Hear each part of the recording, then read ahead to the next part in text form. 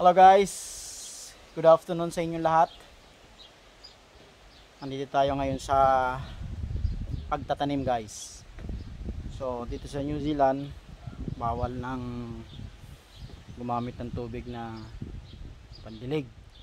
So gumawa tayo ng paraan guys para mayroon tayong pandilig.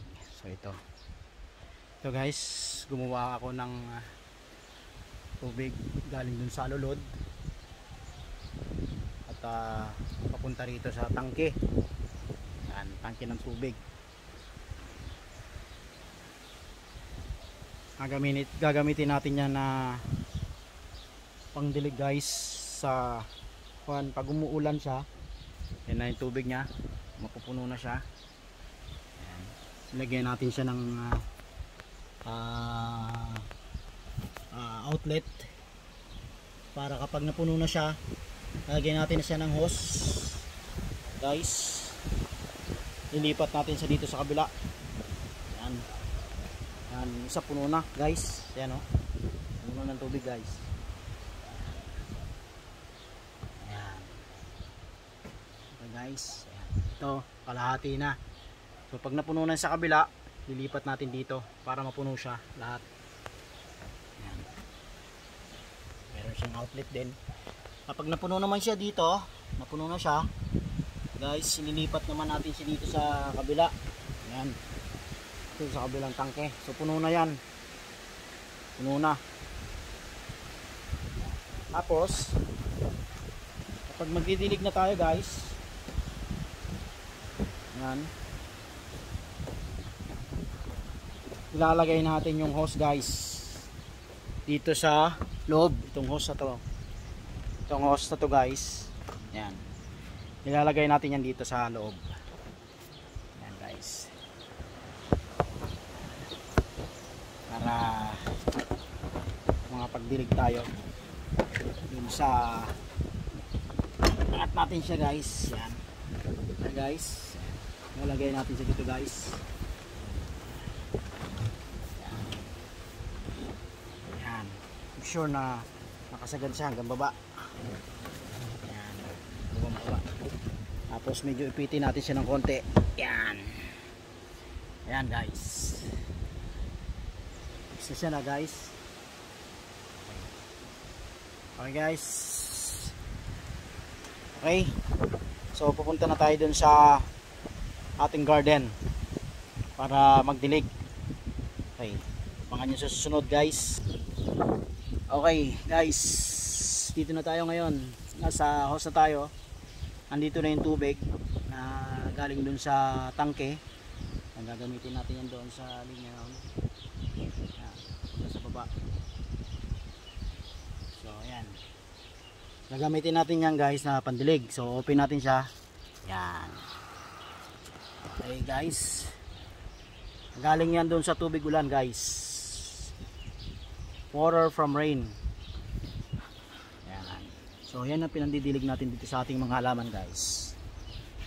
Yan, para makalibre tayo ng tubig. So medyo mahal kasi ang mga bayarin dito sa New Zealand. So ito, gumagawa tayo ng paraan para makagamit tayo ng tubig na libre galing sa ulan guys.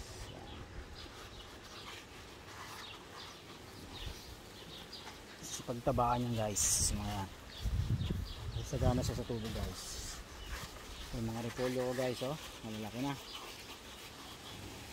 Pwede na pitasin yung mga iba dyan guys eh.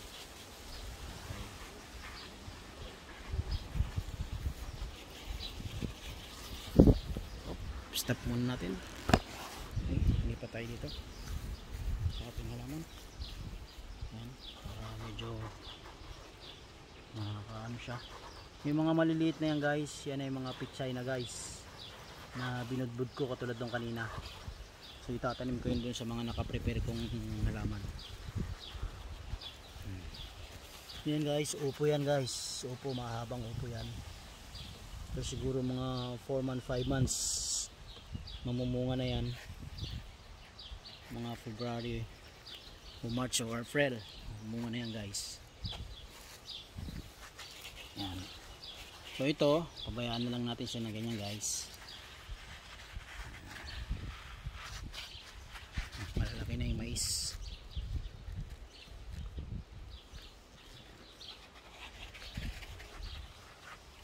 Meron din tayong kalamansi dito guys. So, mamunga na yung kalamansi.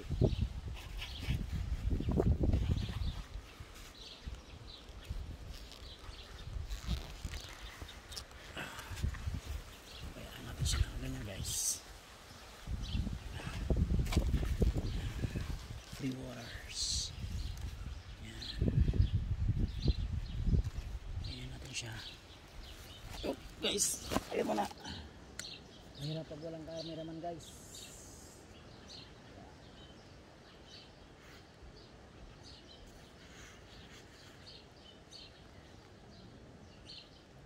Isang pusa.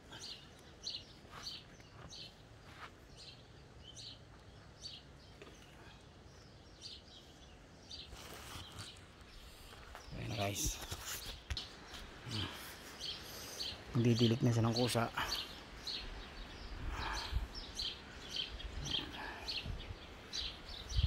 Opo. Opo yan. Opo.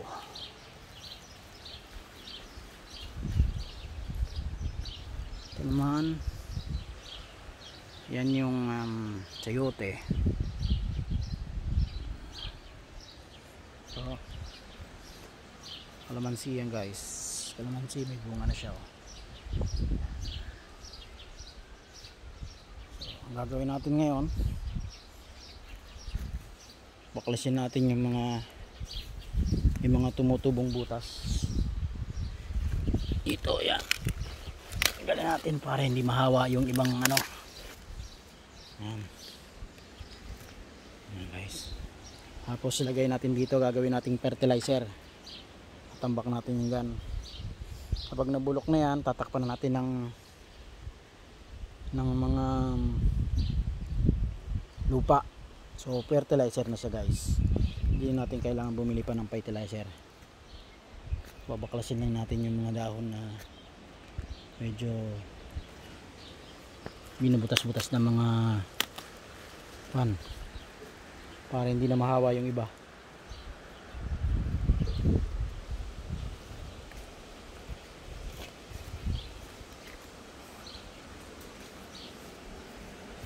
Yan guys, ito yung mga tanim kong mga tanim kong pechay. So namunga na siya. Nung namunga siya, pinatuyo ko siya dito. So sa liliit ng mga buto nila, hindi ko na lahat nakuha. So ito, nagliparan siya, nalipad ng hangin. So tumubo siya ngayon. Pusang tumubo siya dito guys. So pag magsipaglakihan na yan guys, ililipat na natin siya sa yan sa mga ginawa kong kwan. Ayan.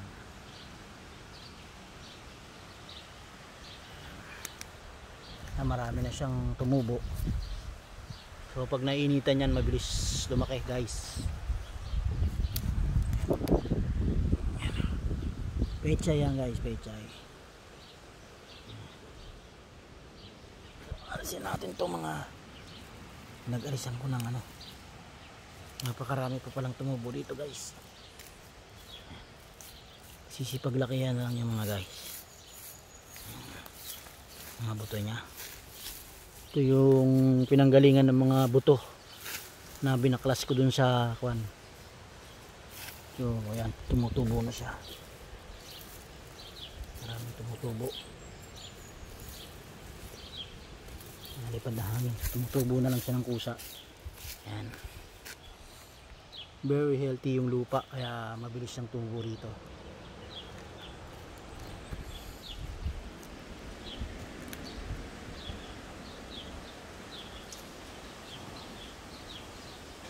Stop na muna natin guys.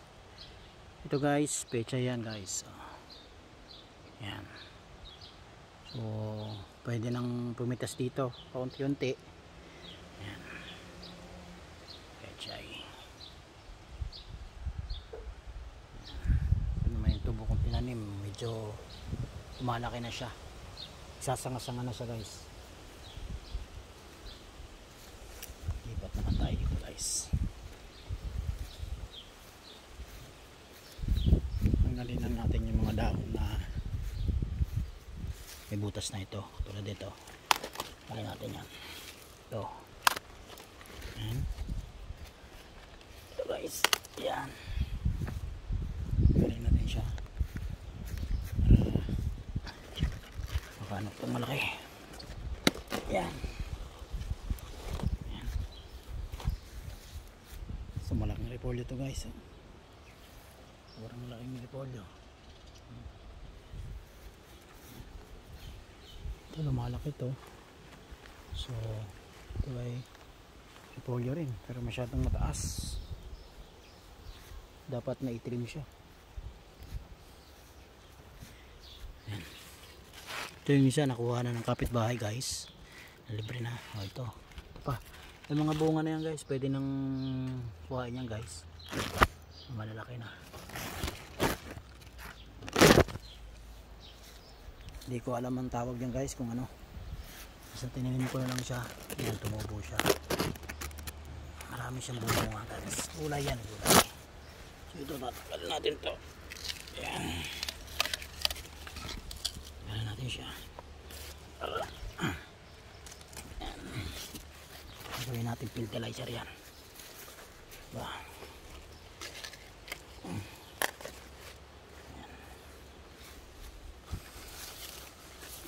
Ayan guys, gagawin natin fertilizer yung mga dahon na nasira na guys.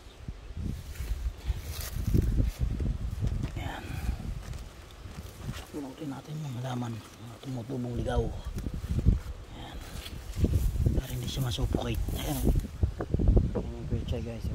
Ito yung pechay yung dahon ng pechay.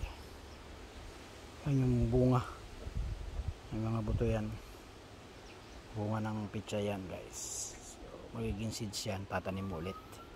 So ganun lang ang ginawa ko rito. Hindi na ako bumibili ng seeds. Nagtanim lang ako ng isa, 5. Ayan na, umubo na siya. Ito yan ang mga buto niya. So pag tuyo na yan, medyo lumasan mo ng konti, magbabaklasan na yung mga buto niya guys. Linisin natin yung mga gilid para maganda yung kanilang paglinga. Pagka hindi masyadong marami mga dami yung nakuha natin, dadali natin yun sa ano, yun sa ating ginawang fertilizer site. Ayan. Ayan. Fertilizer.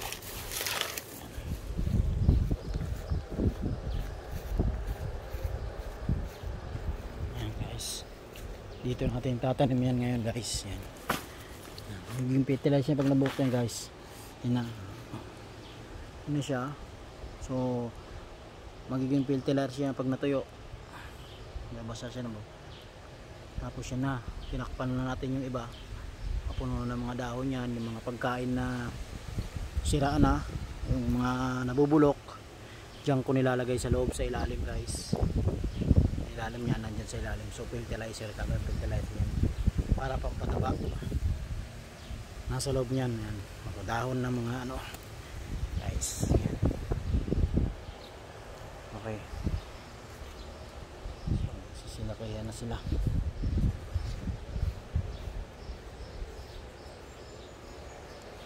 Yan. Mga patatas medyo malaki na. May bunga ng marami yan guys. Okay guys, thank you for watching guys. Sa mga susunod ulit. Thank you.